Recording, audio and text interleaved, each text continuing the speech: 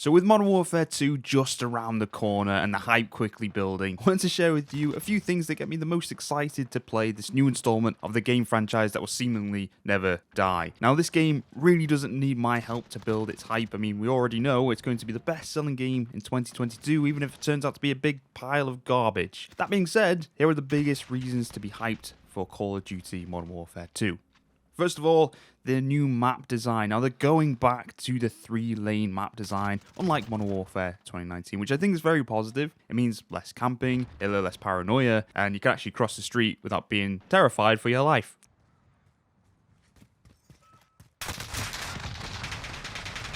It's going to be a lot more fast-paced, a lot more like Shoot House, which is going to be fantastic. It's probably the most favorited map on Modern Warfare 2019, so the more maps designed like that, the better, I think, overall. It's going to be better for grinding camos as well, which I know a lot of people are into these days, especially when it comes to making content around them or just showing them off in Warzone as well. On top of this, they're going to be remaking classic Modern Warfare maps, of course. They do this every year. They throw in a couple here and there, and I could go on forever about all the good maps that need to be remade. There's some controversial ones, of course, and not everyone's a fan of every map. You've got the likes of Terminal, Crossfire, Bog, High Rise, Afghan, Favela, Estate, Pipeline, Wetwork, and Backlog, and so many more that I've missed. And people are going to be, oh, what about this one? What about this one? If I missed one and you like it, put it in the comments down below and show me how stupid I am for missing it. But these are some of my favorites, and yeah, there's a load. And if they bring any of these across, be absolutely fantastic. And at this point, they should just remake all of them, really, and just make the ultimate Modern Warfare game for everyone to enjoy, but that's not very good for business, I don't think. Saying that, though, they have 2 whole years to add content to this game because they are taking a break after Modern Warfare 2 for a whole year, which is a bit strange. I'm not sure how we're going to survive. We've been so acclimatized to having a Call of Duty every year, but, you know, personally, I think it's a good thing, so maybe they will bring out a load of maps, or maybe they bring out the classic Modern Warfare 2 multiplayer. You know, like they remade the campaign not too long ago. Just saying, it's a possibility. But enough about the old maps. Let's think about the new maps that are actually coming out. We talk a lot about how they need to remake these classics, but there might actually be a chance for them to create new classics for us to want in the future. I mean, just look at Shoot House, for example. That's one that I would want to return, and that only came out in 2019 in the last Modern Warfare game, and I would definitely want a remake of that one as well. Probably not in place of a classic, but that's just nostalgia talking. So it is a great map, and I'd still like to see it back. So if they're going to make more original maps as well, especially with that 2-year cycle, then there might be even more classics being born. Other than Shoot House, though, is there any other Modern Warfare 2019 map that you'd want to see in Modern Warfare 2 being brought back? I can't think of any personally. Some are great, but not that great that I'd want them to return. But if you have any personal favorites, let me know in the comments down below. And finally, it's going to end the FPS drought. Hopefully. I've said this a couple times this year, and it still hasn't. The FPS drought is still going on, and what I mean by that is that it's got to be an FPS that we can actually sink our teeth into long term. I mean, I thought this about Halo and Battlefield, and let's just face it, they haven't hit the heights. Battlefield, I mean, I've covered this game to death on my channel. If you want to know more about my opinion on Battlefield, I've done a lot of videos, so go back and watch them. There's a lot of them there, and there's so much you can actually say about Battlefield, and it's still growing, so it's not dead or anything like this yet, at least. But it just didn't hit the heights that everyone wanted. Whether you're a Call of Duty fan or you are a Battlefield fan, I think it's safe to say that it could have been a lot better than it is. It's kind of going towards a hero shooter, etc., etc. Again, don't want to linger too much on it. And then there's Halo, which started great as well, and I was having so much fun. The campaign was solid, but there's just no content, and there's still no progression system. It's just a battle pass, and it's very convoluted to actually progress it, etc.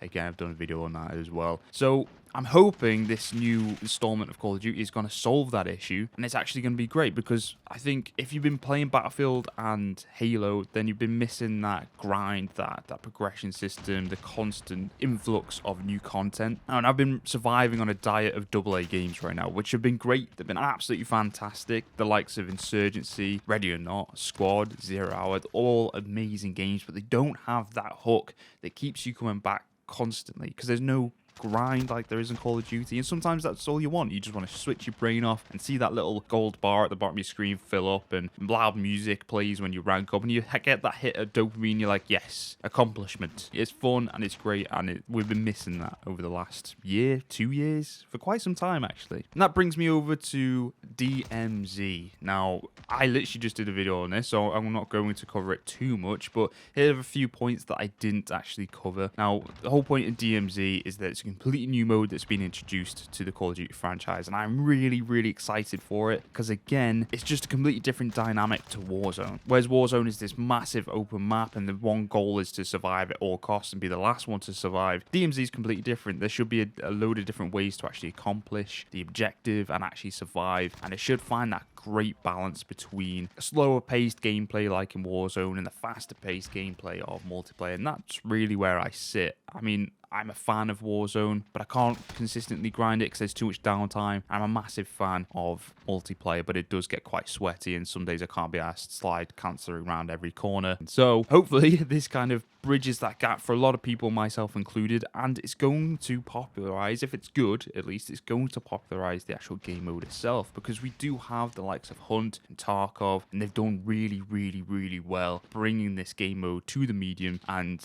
introducing people to it as well. That obviously Tarkov is a very punishing version of this game mode, whereas Hunt is trying to open the doors a little bit and allow more people to come into that kind of game mode. They're very good in the different ways, but I feel that if Call of Duty really wanted to, they could be the pioneers to bring this into the wide escape of gaming. They really, really could. I mean, we've seen it with, again, I touched on this during my last video about DMZ, but you've seen it with the likes of PUBG. When that first came out, it was the only real working and popular battle royale game at that point, but it wasn't super accessible. It was only on PC, and it was quite punishing. Then the likes of Fortnite, Apex, and Warzone came, and all of a sudden everyone loves the idea of a battle royale. So if that can happen with DMZ as well, and Call of Duty is the one to push that, then I'm all for it, because it just means more games will try and do this kind of game mode, and it'd be better because more competition breeds better gameplay and more fun games for us all to enjoy. Next up though is the campaign. Now, firstly, it's a continuation of the Modern Warfare 2019 campaign, which is pretty good. I actually really enjoyed it, to be honest. It was a return to a more gritty story,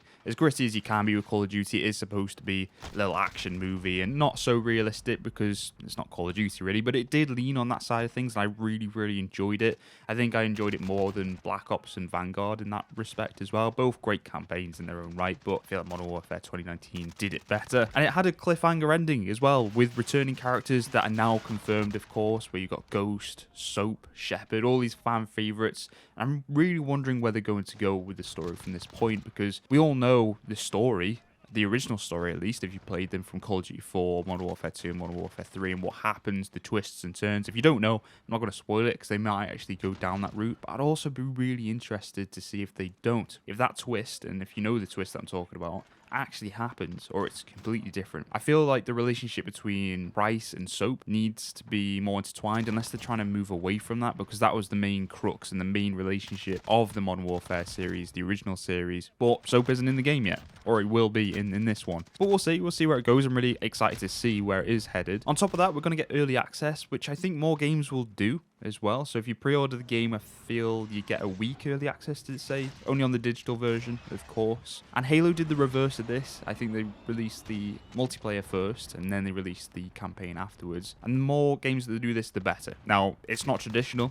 and a lot of people might feel like it's a terrible idea, but the reason I feel like it's a good idea is because it gives you the chance to try out the campaign without the fear of missing out on the multiplayer. So you can properly sit down and concentrate on the campaign and just appreciate the work that's gone in. And actually, instead of trying to rush through the whole thing, because a lot of content creators and a lot of people in general would just do the first couple of missions and then never go back to it because all their friends are multiplayer and they don't want to get too far behind the meta and stuff like that, because it really is important the first opening week of multiplayer, because that's when you're learning the maps. And if you do get caught adrift, it can be quite frustrating to get into the swing of things, right? If everyone's ahead of you. So giving the people the chance to enjoy the campaign, relax, play through it, really digest it, is a positive in my book. I understand people that don't feel that way. I really, really do. But I feel like this is a good thing. I'm actually excited for them to, again, push this narrative and this kind of release schedule forward as well. I could be eating my words in another few years where I'm sick of this happening. I just want a game to be released in one. But for now, I'm seeing it as a positive thing. I really want to give it a chance. It also gives a little bit of credit to the developers that worked on the campaign, because if you don't play it, then it's kind of wasted, and we do not want to go back to the times where they didn't have a campaign. We're looking at you, Black Ops. You're the one who tried this, and it didn't work, thankfully, but we do not want to give them the opportunity to cut a campaign out. I mean, just look at Battlefield as well. They did that with Battlefield. Not that that's a series that really has a campaign all too often, but they saw a chance to cut it, and they did. This also gives us a fresh start, which is my next kind of things to be excited about, in a sense, because the last 3 games have all been interlinked. So Modern Warfare 2019, Black Ops and Vanguard have all been on the same system, as it were. So the progression would all link together. So you'd rank up in Modern Warfare 2019, it would carry over to Vanguard and Black Ops, etc., and vice versa, right? Which is great. I kind of liked that, to be honest, because you could play any game that you wanted. If you weren't a fan of the others, you could still contribute to your overall Warzone rank in that sense. But this one completely wipes the slate clean, and you start from the beginning. And with that comes whole new metas, emblems, weapons, perks, as it does every year. But this time it's going to be a little bit more, because of that reason that it is just completely new, completely different from what we've had for the past 3 years. It's almost like season 2 of the franchise, in a sense. It all started with Modern Warfare 2019. They linked the other 2 games in, so I'd imagine this is the next iteration, where it's going to be Modern Warfare 2, and then maybe Black Ops 2, and then potentially like another World War 2 game. I'm not sure. Is Vanguard going to have a second game? I'm not sure, but either way, I think they're going to do the same thing, where it's going to be a 3-game cycle. It might be slightly different because there is going to be that year gap, so maybe they're not doing that again, but I really enjoyed it. I thought it was a really good way to kind of blend the games and progression together, and this is just the start of a new version of that. It's always the most exciting time as well for a Call of Duty gamer. The first few multiplayer games that you have, trying out the new weapons and unlocking new things, trying to pick up the meta before anyone else. And when you get the meta before everyone else, you start slaying, and inevitably, you know, by the end of the month, everyone's going to be using the same weapon and the same skin when they figure out what's the best thing to do and use. So enjoy the first month or so, the first few weeks, because that is always the most fun, and I actually can't wait for it, just to see if it's any good. Obviously, we've got the betas coming up and everything, just to kind of test that out. But this is the most exciting time and the best of times right at the beginning, before anyone's kind of got to grips with the game, because everyone's on a level playing field straight away, and you're all going in there completely blind. So enjoy it whilst it lasts. I think another really massive point to this, the reason why everyone's really excited, is the fact that it's gone back to the modern era. Now, it's just slightly more compelling, the modern era, and it kind of hooks people and brings people back to the franchise, I think. So a lot of people did drop off after Black Ops wasn't as good, kind of felt like a step backwards in some areas, and Vanguard, again, even further step back from that, I feel. So a lot of people did start to drop off, and I feel like the Modern Warfare era games bring a lot of people back. I'm really not sure what that is. It could just be that it's more satisfying to unlock an MP5 than an MP40. I think that's because a lot of people have played World War II games to absolute death. I mean, me included. If you're of a certain age, you grew up with World War II games, so you've seen it all before. Nothing's really going to change. It is the past, whereas Modern Warfare, we're only moving forward, right? So if you look at the first Modern Warfare game, Call of Duty 4, the M4 in that game is completely different to the M4 in this game, in a sense, and they're going to be adding, and new guns are created and things like that. So I feel like it's just more relatable overall. It makes it easier to add things to the game. So the one thing I noted with Vanguard is when they put the APS system in the game, it got a lot of backlash, which is a bit silly. I mean, come on, it's still a game, it's for balance. But a lot of people are saying, oh, that wasn't there, it's not realistic. And yeah, I understand why that might annoy people. It is a little bit of a silly kind of nitpick, but with Modern Warfare, it's going to be easier for them to balance anything by adding things like that as well. It's easier to suspend disbelief, I feel, in the modern era games, which is great. And on top of that, it makes the huge ground war battles more of reality, because we only see ground war in the Modern Warfare games thus far, it seems. So you got tanks, helicopters, the kill streaks are genuinely more interesting as well. As found the white phosphorus, as annoying as it was really cool where the first couple times it happened. So if they can add more interesting kill streaks like that, then it's just going to make the multiplayer even more fun. Now the next one is a controversial topic, because it is the first time we're ever going to see this in a Call of Duty game, kind of. It's kind of an evolution of sorts, but it's the vault weapons that we've got. Now I'm going to lean on the side of optimism here, because if they are unlocked through the battle pass or challenge challenges, and they're not overly priced in the store, then this could be a great addition. So what vault weapons are, it's a skin that changes the model of the weapon for every attachment as well. So it's an upgraded version of a blueprint. So when you buy a blueprint, the attachments that are on it are the ones that look like the blueprint. So if you change the attachments, the part of the blueprint would just look off. It wouldn't match that overall design. Whereas the vault weapons, apparently they're going to be designed with every single attachment in the game. I'm not sure what they're going to do if they add new attachments. That's going to be interesting. But at least if you have a favorite weapon, and I feel like this is where it's going to be used most, if people have like a favorite weapon that they use consistently, they're going to buy or unlock a vault weapon for that specific gun. And it's good, because then you can just change as the meta changes as well, the attachments and things, and you don't have to worry about the design being broken or just looking a bit silly. So that's pretty good. It is another way that they can sell meta weapons though. When they release a new weapon in the battle pass, they'll probably release a store item with it in, and it's going to be blueprint one, and then there's going to be a vault one, and the vault one's going to be more expensive. So again, err on the side of caution here, because it could be terrible if they really overprice them. I'm going to say it's a positive, because I'm going to lean on the side of optimism here for once in my life. I think it'd be good, but we'll see. We will see. At the end of the day, it's totally optional, so if you don't want it, you don't have to buy it, but that's not always a defense, really. And then finally, of course, we have Warzone 2. Now, this is the most anticipated mode of all. Not for me personally, though I am really looking forward to it.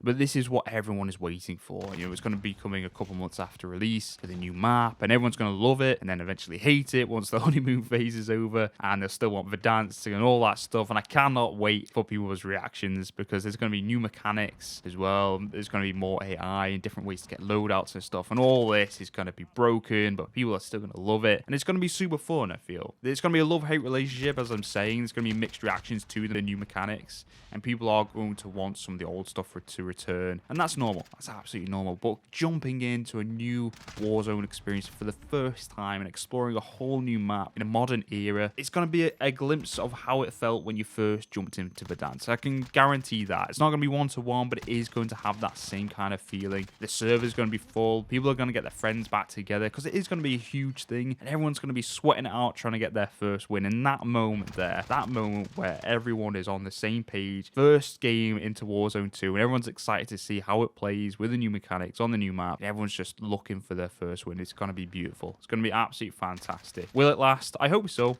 I really, really hope so. I hope it's just as good as the first time we ever played Warzone. But I want everyone to set their expectations, really. The Warzone 1 was massive. It came at the right time during lockdown and everything. So hitting the same heights is going to be difficult. I feel like they can, and I feel like it's a really good reason to be excited and really, really happy for this new iteration. So be hyped, be excited, but set realistic expectations, I feel, but it's going to be great.